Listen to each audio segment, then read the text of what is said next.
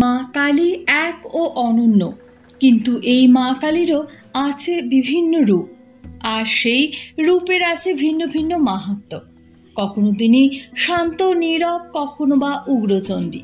আসুন জেনে নিই আজ মা কালীর সেই রূপগুলির কথা। দক্ষিণা কালী গ্রাম বাংলায় সব থেকে বেশি পূজিত হন এই দক্ষিণা কালী। এই কালী শ্যামা কালী নামেও পরিচিত।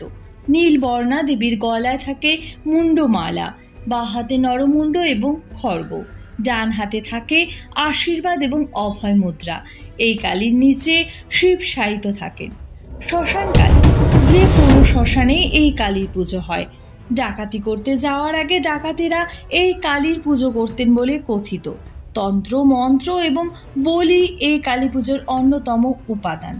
সিদ্ধ কালী, অমাবস্যার দিনে এই কালী পুজো হয়ে থাকে। সাধকেরা মূলত সিদ্ধি লাভের জন্য এই পুজো করে থাকেন। ফলহারিণী কালী, বছরে একবার গৃহস্থের ঘরে এই কালীর পুজো করা হয়ে থাকে। সংসারের শান্তি ও সুস্থতা বজায় রাখতে কালীর এই রূপের পুজো করা হয়। মহাকালী, এই কালীর 10 মাথা, 10 হাত এবং 10 পা, 10 হাতেই থাকে অস্ত্র। এই কালীর সঙ্গে শিব থাকেন না।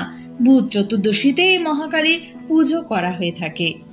কাম্মা কালী, এই কালী পুজো সাধারণত অষ্টমী, চতুর্দশী, অমাবস্যা, পূর্ণিমায় হয়ে থাকে। এই কালী পুজোর রীতি অনেকটা দক্ষিণা কালীর মতোই। গুজ্জ কালী, এই দেবীর গায়ের রং কালো, গলায় 50টি নরমুণ্ড হাড় সজ্জিত থাকে। এই দেবীর রূপ অত্যন্ত ভয়ঙ্করী।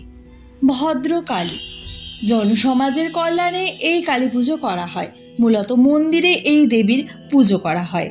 চামুণ্ডা কালী, চামুণ্ডা কালী একই সঙ্গে ভগবতী দুর্গা এবং পার্বতী, চণ্ড ও মুণ্ড নামের 2 অসুরকে বধ করেছিলেন তিনি।